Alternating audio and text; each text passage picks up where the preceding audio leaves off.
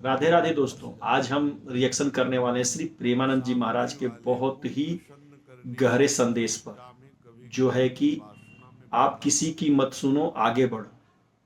और बीच बीच में मैं अपना इसमें थोड़ी सी राय साझा करूंगा। चलिए प्रवचन चालू करते हैं। और दया करी तो आफत आई। सामने वाले को परमार्थ का उपदेश करके दूर हट जाना चाहिए। वो पकड़े परमार्थ को तब तो उसको निकाला जा सकता है, और यदि कहीं कि इसको संतुष्ट करके निकाला जाए तो वो कभी संतुष्ट नहीं हो सकता। ऐसी नीच वृत्ति होती।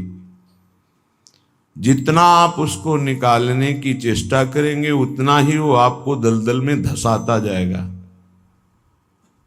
ये प्रकृति का सिद्धांत है, इसलिए उपासक को निरपेक्ष रहना चाहिए, किसी की अपेक्षा नहीं रखनी चाहिए।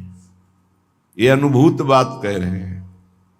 जो संतों से अनुभूत है वही हृदय में अनुभव में आता है। उपासक को यदि कभी ऐसा अवसर मिले कि किसी को भगवत मार्ग में बढ़ाना है तो वो ये ध्यान रखे कि हमें अपने को बचा करके इसको निकालना है। कहीं उसके मन की संतुष्टता के द्वारा हम परमार्थ निरूपण करेंगे तो वो कभी नहीं निकल पाएगा, क्योंकि उसका मन ये समझ जाएगा कि हमारे अनुकूलता को लेकर ये विचारवान है, हमारी अनुकूलता के लिए, बस वो आपको रौंद देगा। और परमार्थ का उपदेश दिया और निरपेक्ष हो गए और वो आप पर आसक्त होता चला जा रहा है, वो निकल जाएगा। त्रुटि यही हो जाती है उपासक से कि इसको कैसे संतुष्ट करूं, वहीं उसका पतन हो जाता है। पतन अपने आराध्य देव का चिंतन छोड़कर। ये बात बहुत ही सच है। अक्सर हम लोग दूसरों की बातों में आकर अपने पर ही शक करने लगते हैं, लेकिन ऐसा नहीं करना चाहिए। अपने लक्ष्य पर ध्यान देना चाहिए। महाराज जी हम यही हमारे समझा रहे हैं। हो गया प्रपंच। चलिए प्रवचन आगे सुनते हैं। ये बहुत सूक्ष्म बात है। ये शास्त्र सम्मत और हृदय सम्मत बात है, दोनों की अनुभूति। यदि भगवत मार्ग में आगे बढ़ना है तो किसी को संतुष्ट करने का भाव खत्म कर दे। शास्त्र सम्मत उपदेश है, पकड़ना है पकड़ो, नहीं पकड़ना है तो डूबो। तभी आप परमानंद का अनुभव कर सकते हैं, नहीं तो आपको फंसा लिया जाएगा। ये सूत्र उड़िया बाबा का है, दया बिना साधु कसाई और दया करी तो आफत आई। बीच में समझो, दया नहीं तो साधु कैसा, और दया की तो फंस गए। तो कौन सी दया आपका परम कल्याण में सहयोग कर सकती है? जो याद को ना नष्ट कर पावे। दया का उल्टा है याद। जो भगवत स्मृति में बाधा पहुंचा दे, ऐसी दया में आग लगे। भगवत स्मृति युक्त प्रियता प्रभु के चरणों में और दया जड़ चैतन्य में, तब तो निकल जाओगे। और अगर भगवत स्मृति को दया ने तोड़ दिया और उसकी स्मृति चल रही तो दुर्गति पक्की है। हिरण में इतनी स्मृति आ गई कि हरि स्मृति गई तो अगला जन्म ऐसे महापुरुष का पशु रूप में हो गया, मृग रूप में। तो बहुत सावधानी का ये परमार्थ मार्ग है। अगर इंसान सही रास्ते पे है तो लोगों की बातों से, अगर आदमी सही रास्ते पे है तो लोगों की नकारात्मक बातों से डरनी नहीं चाहिए। मुझे ये बात पॉजिटिव लगती है। साधारण नहीं है। महापुरुष अपने कल्याण की बात ना देखते हुए सामने वाले का कैसे मंगल हो, इस बात पर विचार युक्त रहते हैं। पर साधक को बहुत सावधान रहना चाहिए। इस दया रूपी सद्गुण से बचना चाहिए। ध्यान से इसको पकड़ लीजिए। दया रूपी सद्गुण से बचना चाहिए जब तक भगवत प्राप्ति ना हो जाए। दूर से दया का भाव, दूर से हृदय में कहीं इसका भाव प्रवेश हो गया कि इस पर दया करनी है, हम बड़े दयालु हैं, तो फंसा फंसाया है। भजन करने से हृदय बड़ा द्रवित हो जाता है। द्रवित हृदय में करुणा और दया की लहरें उठती रहती हैं। उसको लगता है क्या दे दूं, क्या कर दूं, कैसे ये भगवान में लग जाए।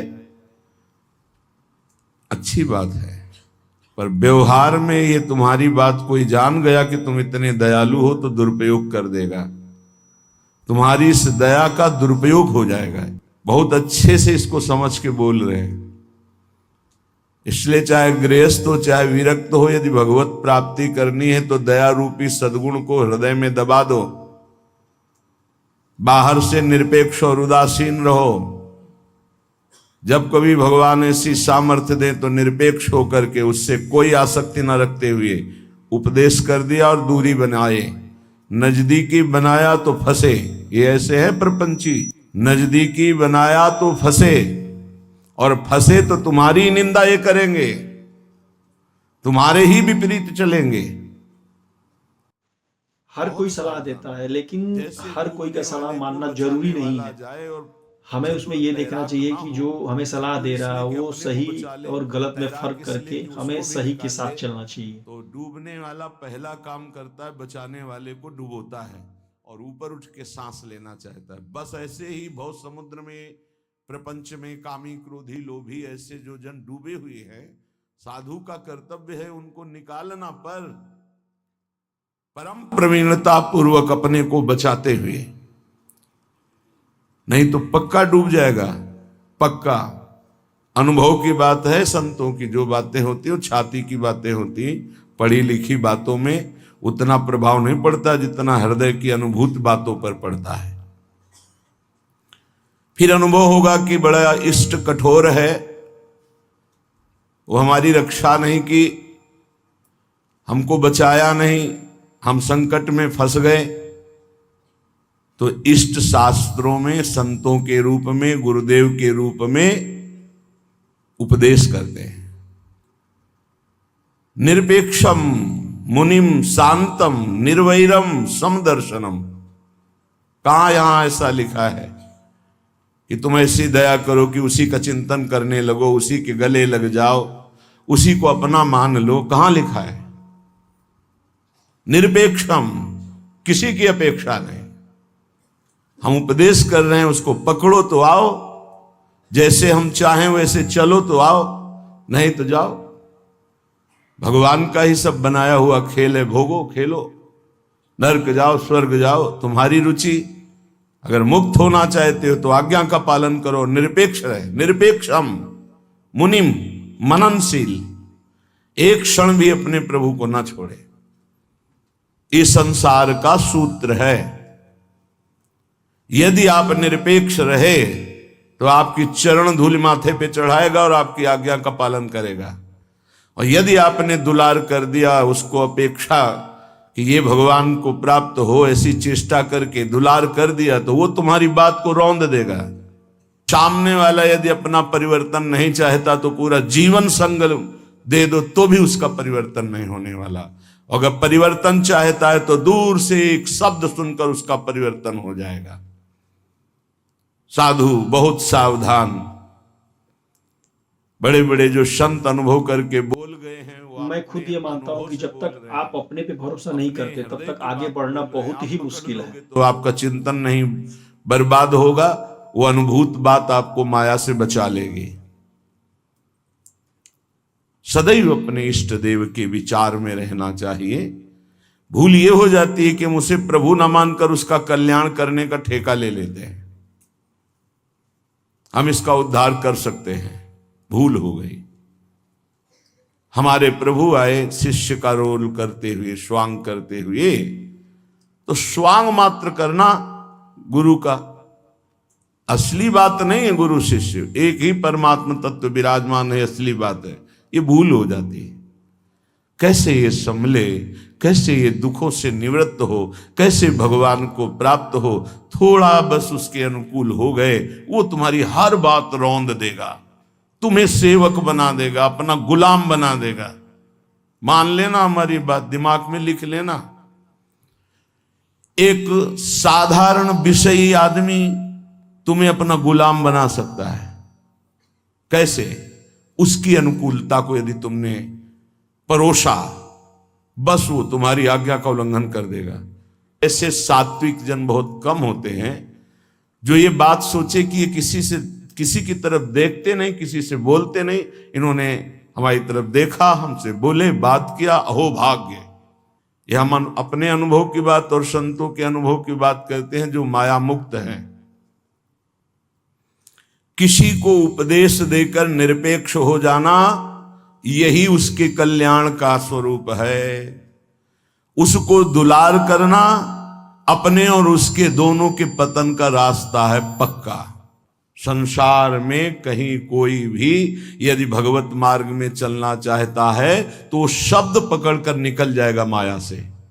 और अगर गुरुजनों के, महापुरुषों के वचनों को नहीं माना तो हम लौट जाएं उसके चरणों में, हमारे ऊपर से खेले, तो भी वो कल्याण को प्राप्त नहीं हो सकता, क्योंकि वो वचन का पालन नहीं कर रहा। इस महाराज जी की पूरे संदेश से मुझे यही समझ में आता है कि जो हमारा मन मजबूत है, हमें पक्का विश्वास है अपने आप पर कि नहीं, हम जो कर रहे हैं वो सही कर रहे हैं, तो बाहरी कोई रुकावट हमें नहीं रोक सकती कि हमारे में कोई कमी दिखा के, कोई बात करके हमें रोक दे। ऐसा नहीं हो सकता। ये तो संसार सदगुरु स्वरूप है, ये पूरे जीवन शिक्षा देता रहता है।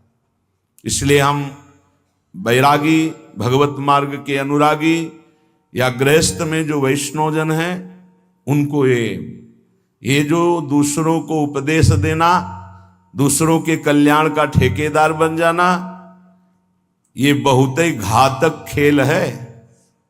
प्रवचन करना, उपदेश करना, दूसरों के मन को संतुष्ट करना, ये बहुत ही घातक खेल है भगवत प्राप्ति में। तब तक मुंह नहीं खोलना चाहिए जब तक स्वयं साक्षात्कार भगवान का न कर ले, नहीं तो मिटिया मेट साधना को करने के लिए ये माया प्रपंच बहुत विचित्र है। उस समय आपको अनुभव होगा कि भगवान बहुत कठोर हैं, हमारी बात नहीं सुनते, हमें बचाया नहीं, इसीलिए पहले भगवान संत और शास्त्रों के रूप में बोल दिए हैं, ऐसा करोगे तो परिणाम ऐसा होगा। सावधान, तब तक कभी किसी को शिष्य ना बनावे जब तक स्वयं भगवत प्राप्त ना हो जाए। तब तक कभी प्रवचन उपदेश ना करे जब तक स्वयं प्रवचन उपदेश का आचरण जीवन में उतर ना जाए। जब सामने वाले में भगवान का दर्शन हो तो फिर स्वांता सुखाए तुलसी रघुनाथ गाथा। अपने अंतःकरण में भगवत प्रेम। श्री प्रेमानंद जी महाराज का ये संदेश मुझे बहुत ही अच्छा लगता है, और मुझे ये लगता है कि आप अपने पे भरोसा रखिए और सही रास्ते पे चलते रहिए, फिर आपको कोई रोकने वाला नहीं है। जो कि महाराज जी ने इस प्रवचन में बहुत ही अच्छे तरीके से समझाया है। तो हमें अपने आप पे भरोसा रखना चाहिए, क्योंकि अपना आप पे ही भरोसा सबसे बड़ी बात है। अपने आप पे भरोसा नहीं है तो आप कुछ भी नहीं कर सकते। शरीराभिमानी भोगी विषयी पुरुषों के संतुष्टता के लिए वो विचारवान हो गया। ये विचार है गलत। तुम्हारे विचारों का उनके विचारों में प्रवेश हो जाए और वो तुम्हारे विचार में मगन रहे, तब उनका कल्याण होगा। तुम अपने विचारों को दबाकर उनके विचार में मगन हो गए, तुम्हारा पतन हो जाएगा। इसीलिए प्रचार प्रसार के लिए सिद्ध पुरुषों का अधिकार है। श्री वृंदावन दास जी महाराज विचारत ऐसे ही दिन जात, रात दिन इसी विचार में मगन रहो। श्यामा श्याम का नाम, श्यामा श्याम का रूप, श्यामा श्याम की लीला। कब मिली हो ब्रज जीवन प्यारे, गोरे सावल गात। विचारत ऐसे ही दिन जात। उपासक का कैसे दिन जाता है, कैसे रात जाती है। विचारत ऐसे ही। मेरे को अपना मानते हैं, इसलिए प्राण न्यौछावर हो जाने चाहिए, लेकिन नहीं, वो प्राण ले लेगा उससे। दोस्तों, महाराज जी का संदेश आपको कैसा लगा? जो ये संदेश अच्छा लगा हो तो मेरे चैनल को सब्सक्राइब करिए, वीडियो को लाइक करिए और शेयर करिए, और किसी भी गलत चीज का सपोर्ट मत करिए। राधे राधे। इस बात को समझ लेना।